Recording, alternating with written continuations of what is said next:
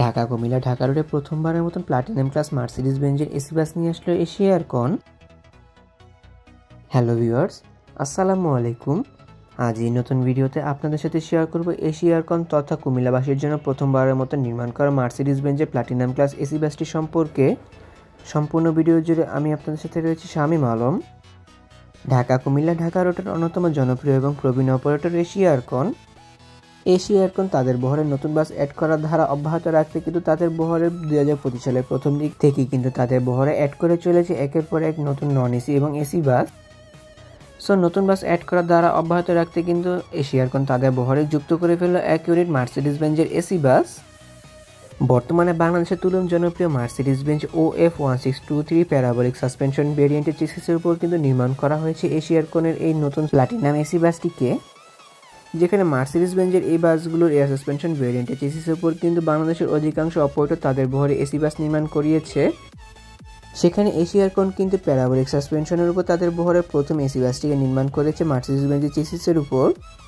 Mercedes বেঞ্জের এই অসাধারণ বাসটি বডি নির্মাণ করেছে দেশেরই ফাইজুল ইঞ্জিনিয়ারিং ওয়ার্কশপ।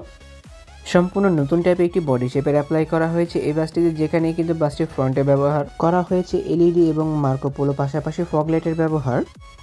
এছাড়া রেয়ারের লাক্সান SL3 এর বডি শেপ অ্যাপ্লাই করা হলেও কিন্তু জেড বাসের টেল লাইটের পাশাপাশি লাক্সানা বাসের বাল লাইটের ব্যবহার করা হয়েছে। বাসটিতে ব্যবহার করা হয়েছে স্কাই ব্লু কালারের পেন্ট স্কিম, যেখানে কিন্তু সম্পূর্ণ এই স্কাই ব্লু কালারের পেন্ট স্কিম বাসটির সৌন্দর্যতা আরও অনেকটা সুন্দর করে ফুটিয়ে তুলেছে। অদ্ভুত হুন্দাই কিংবা লাক্সানা শেপের যুগে কিন্তু এই অসাধারণ বাসটি যাত্রীদের মনোযোগ আকর্ষণ করতে পারবে বলে আমি মনে করি। মার্সিডিজ বেঞ্জ OF1623 মডেলের চেসিসগুলোতে কিন্তু 230 হর্স পাওয়ারের সুবিধা পাওয়া যায়। এই বাসগুলোতে কিন্তু মালিক পক্ষ চাইলে সাব ইঞ্জিন ব্যবহার করতে পারে এসির জন্য, কিংবা নন এসির কম্প্রেসারটিকে মেইন ইঞ্জিনের সাথে লাগিয়ে চালাতে পারে। মূলত এই বাসটিকে কিন্তু ঈদকে কেন্দ্র করে এশিয়া এয়ারকনের বহরে যুক্ত করা হলো। বর্তমানে এই বাসটি পার্মানেন্টলি সার্ভিস প্রদান করবে এশিয়া এয়ারকনের বহরের হয়ে ঢাকা কুমিল্লা ঢাকা রুটে। বাসটির front back side body finishing এবং কালার কম্বিনেশনের জন্য এই বাসটির সৌন্দর্যতা আরও অনেকটা সুন্দর করে ফুটে উঠেছে বলে আমি মনে করি। অনেক তো এই বাসটির বাইরের অংশ ঘুরে দেখলাম, চলুন এবার একটু ভেতরের অংশ থেকে ঘুরে আসা যাক। ফাইজুল ইঞ্জিনিয়ারিং ওয়ার্কশপ এই বাসটির ড্যাশবোর্ডে অনেক সুন্দর কাজ করেছে, যেখানে চালকের আসনের কাছে ব্যবহার করা হয়েছে গাড়িটি পরিচালনা করা সকল সরঞ্জামাদি। গাড়ির ভেতর ও বাইরে লাইটিং কাউন্টার দিয়ে সম্পূর্ণ চালকের আওতাধীন এবং রেয়ার ভিউ ক্যামেরা টিভি সিটটি কিন্তু ড্যাশবোর্ডে ব্যবহার করা হয়েছে। এছাড়া বাসটির সামনের অংশের সিলিংয়ের ডেকোরেশনটি অনেক সুন্দর করে করতে পেরেছে ফাইজুল ইঞ্জিনিয়ারিং ওয়ার্কশপ। এছাড়া যাত্রীদের প্রাইভেসির কথা চিন্তা করে কিন্তু বাসটিতে 2টি সিসি ক্যামেরার ব্যবহার করা হয়েছে এবং সামনের অংশে একটি ডিজিটাল ক্লকের ব্যবহার করা হয়েছে। প্লাটিনাম ক্লাস এই বাসটির সামনের অংশে ব্যবহার করা হয়েছে 2টি রোতে 2x1 ফরমেশন, মানে বিজনেস ক্লাস ফরমেশনের সর্বমোট 6টি বিজনেস ক্লাস সিটের ব্যবহার, এবং পরের 9টি রোতে ব্যবহার করা হয়েছে ইকোনমিক ক্লাস ফরমেশন, মানে 2x2 ফরমেশনের সর্বমোট 38টি ইকোনমিক ক্লাস সিটের ব্যবহার। মার্সিডিজ বেঞ্জের এই বাসগুলোতে যেহেতু 12 মিটারের চেসিস লিঙ্ক ব্যবহার করা হয়, দ্যাট এই বাসগুলোতে কিন্তু 42টি প্লাটিনাম ক্লাস সিট ব্যবহার করা অনায়াসে পসিবল হয়। এছাড়া এই বাসটির ভেতরে ব্যবহার করা হয়েছে কালারফুল এবং চেন এলইডি লাইটিং ডেকোরেশনের ব্যবহার, যার জন্য এই বাসগুলোর ভেতরের সৌন্দর্যতা আরও অনেকটা সুন্দর করে ফুটে উঠেছে। লাগেজ বক্সের নিচে এই 2টি লাইট কিন্তু ত্রুটিজনিত কারণে অন হচ্ছিল না। সিটগুলোর প্রসঙ্গে বলতে গেলে প্রতিটি সিট বেশ বড় এবং আরামদায়ক, যাত্রীদের কমফোর্টেবল এনশিওর করার জন্য কিন্তু বিজনেস এবং ইকোনমিক প্রতিটি সিটই বেশ ভালো পরিমাণ স্পেস দেওয়া হয়েছে। যেখানে বিজনেস ক্লাস সিটগুলোর সাথে লেগ রেস্টে ব্যবহার করা হলেও ইকোনমিক ক্লাস সিটের সাথে লেগ রেস্টে ব্যবহার করা হয়নি কোনোভাবেই।